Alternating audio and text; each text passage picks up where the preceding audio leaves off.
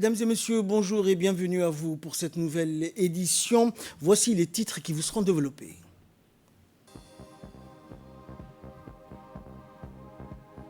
Test national de présélection pour détecter les meilleurs élèves de première année qui poursuivront donc leurs études à l'issue de ce concours à l'école d'excellence. Et le centre a organisé la deuxième édition de compétition de robotique au lycée d'État de Djibouti. Et dans l'actualité internationale et régionale surtout, la sécheresse menacerait 20 millions de personnes dans la Corne de l'Afrique. Merci à vous de nous rejoindre. Aujourd'hui, donc, se sont déroulés les tests de présélection pour les élèves de première année des écoles publiques et privées de la capitale et dans les régions de l'intérieur.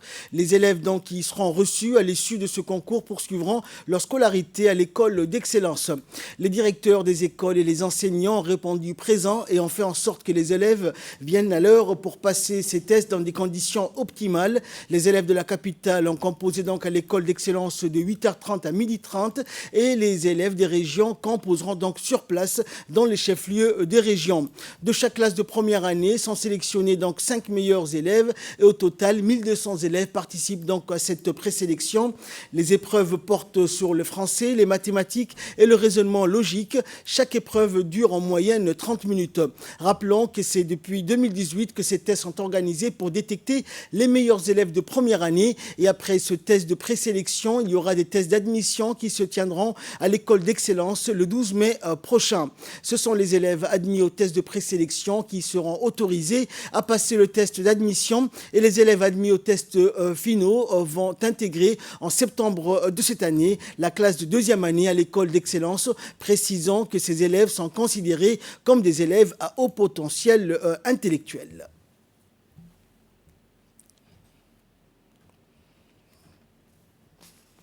Et à l'issue de cette journée, notre équipe qui a couvert cet événement a recueilli les réactions. Regardez. 5 mai 2022 pour la composition du test d'admission, de présélection plutôt, pour l'école d'excellence. Donc comme vous le voyez, ce matin, nous avons accueilli ici environ 1000 élèves venus de toutes les écoles de la République, pas de la République, mais de Djibouti-Ville, parce que les régions de l'intérieur, pour les régions de l'intérieur, les élèves ont composé dans les chefs-lieux. Et c'est pour le test final qu'ils seront ici. Donc, ce qu'il y a de nouveau cette année, c'est que par note ministérielle, comme l'a expliqué le directeur adjoint de l'école d'excellence, par note ministérielle, on a voulu augmenter le nombre de candidats pour donner plus de chances. Contrairement aux années précédentes, on prenait 3 élèves par classe de première année de l'école de la République. Donc cette année, sur décision du ministre, on a pris 5 élèves par classe pour donner ainsi plus de chances.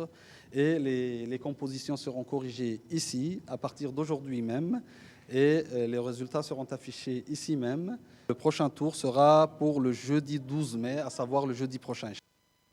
Dans l'actualité également, une formation destinée aux concepteurs des manuels scolaires en anglais a eu lieu la semaine dernière au centre American Corner. Cet important atelier, co-parrainé par le ministère de l'Éducation nationale et l'ambassade américaine, Madame Jennifer, experte en programme anglais, a travaillé donc aux côtés des auteurs de manuels scolaires djiboutiens. Elle est à Djibouti depuis un mois et a organisé des formations pour finaliser le manuel de 6e année avec les concepteurs. Les concepteurs des manuels djiboutiens, une équipe donc qui se compose de concepteurs du CRIPEN, des conseillers pédagogiques de l'inspection d'anglais sous la supervision de l'inspecteur en anglais Abdulkarim Ahmed Hersi.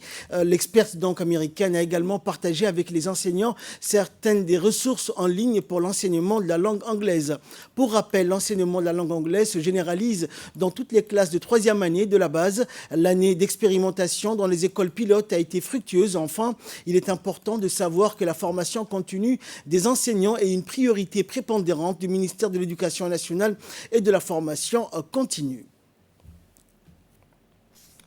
Écoutons la réaction donc des responsables que notre équipe a pu interviewer.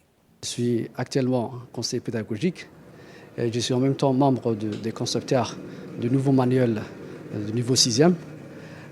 Depuis presque 3 mois, on travaille avec une experte américaine.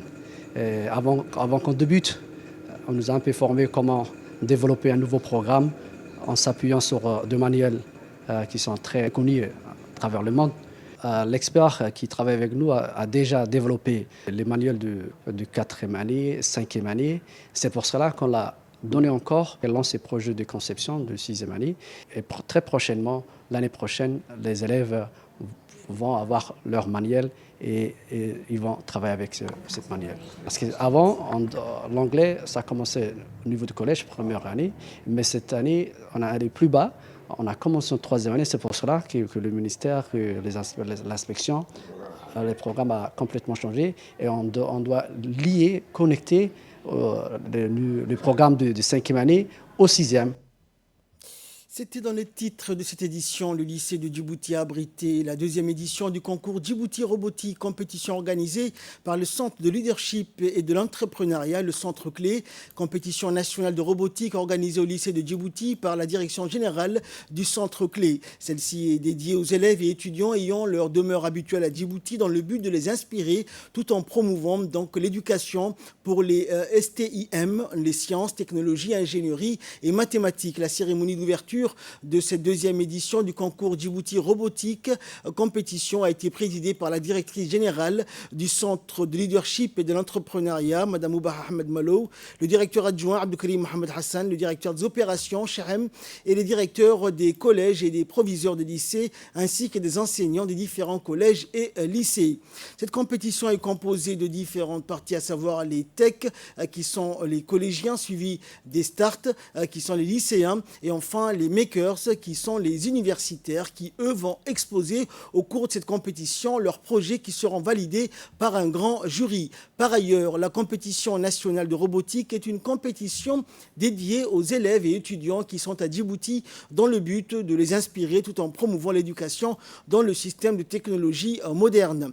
Rappelons enfin que les jeunes gagnants de sa première édition de la compétition nationale de robotique ont été reçus par le chef de l'État, Ismaël Omar Guelleh, qui a voulu donc par ce geste les encourager à aller de l'avant.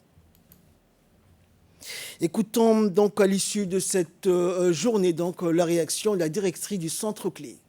Aujourd'hui au gymnase du lycée d'État pour en fait la compétition, la Djibouti Robotic Competition, qui est une compétition panafricaine mais qu'on avait déclinée pour Djibouti. Donc aujourd'hui nous avons ici 16 établissements de la République de Djibouti sur Djibouti-Ville. 16 établissements, que ce soit des collégiens et des lycéens participent. Ce sont 200 étudiants qui vont répondre à des challenges, qui vont concourir pour des challenges. Cette année, le défi est à peu près, c'est l'impact durable. Qu'est-ce que c'est l'impact durable? Tous ces étudiants que vous voyez vont créer des solutions pour les challenges de changement climatique. Donc nous avons 3 catégories, les catégories des collégiens, la catégorie des lycéens et la catégorie des makers, des universitaires. Donc je suis très très fière aujourd'hui d'être là. Nous avons passé pendant 2-3 mois à les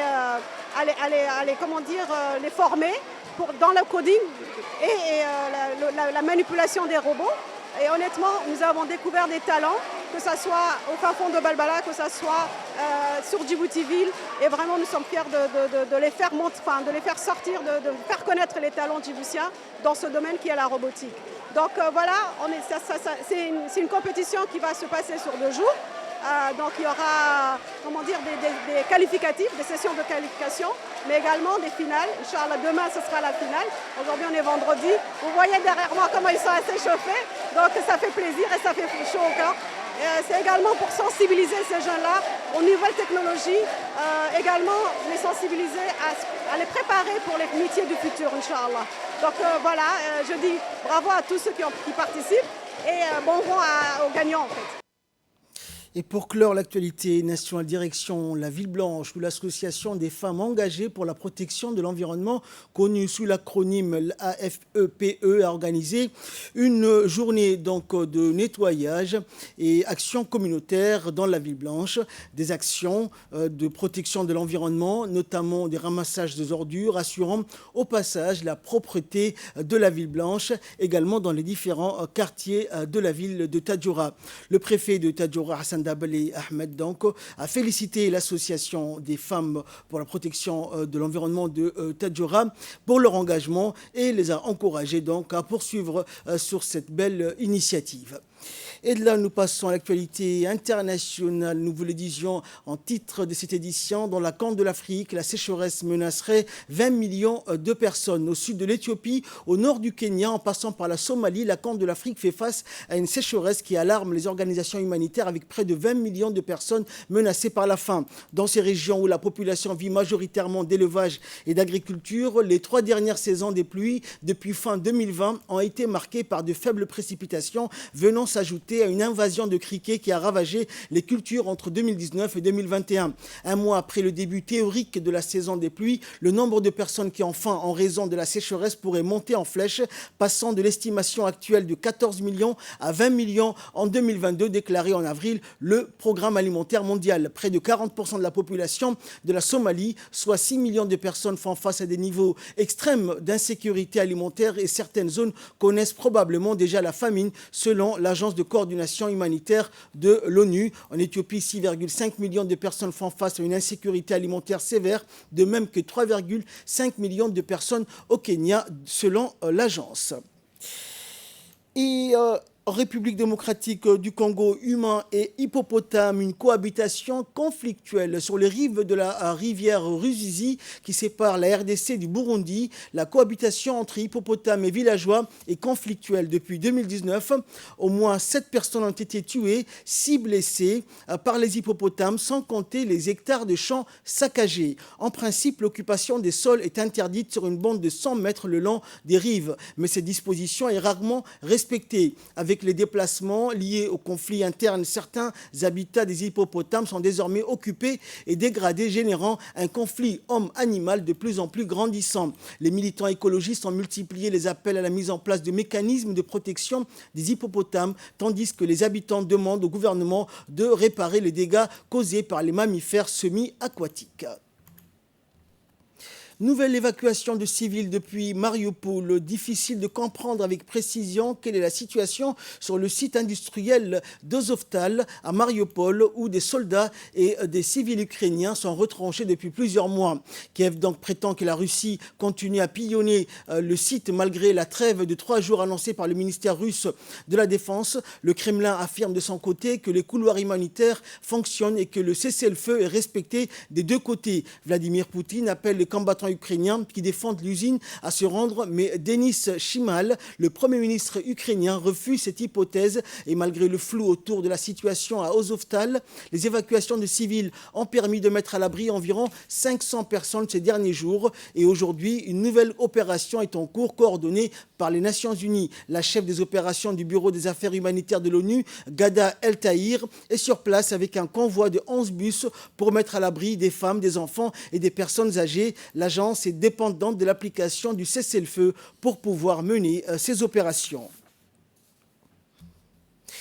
Et enfin, la 12e édition de l'État de l'Union se penche sur le rôle et l'avenir de l'Union européenne. Avec la guerre en Ukraine, l'Union européenne est confrontée à l'une de ses plus grandes crises de ces dernières années. Et c'est dans ce cadre particulier qu'a débuté hier la 12e édition de l'État de l'Union dans la ville de Florence, en Italie. Cette année, des dirigeants et des experts du monde entier discuteront jusqu'au 7 mai du rôle et de l'avenir de l'Union européenne dans un contexte international secoué par la guerre en Ukraine. Bien que les sanctions contre la Russie ne figuraient pas explicitement lors de la conférence, la question de la dépendance énergétique était omniprésente lors des débats. Et comme le fait savoir le correspondant donc italien, un message est ressorti de ces discussions sur les politiques énergétiques. L'Union européenne s'est engagée dans une voie à sens unique vers le changement. C'est tout pour cette édition. Merci pour votre très aimable attention. Restez avec nous. Le programme continue sur Télé Djibouti.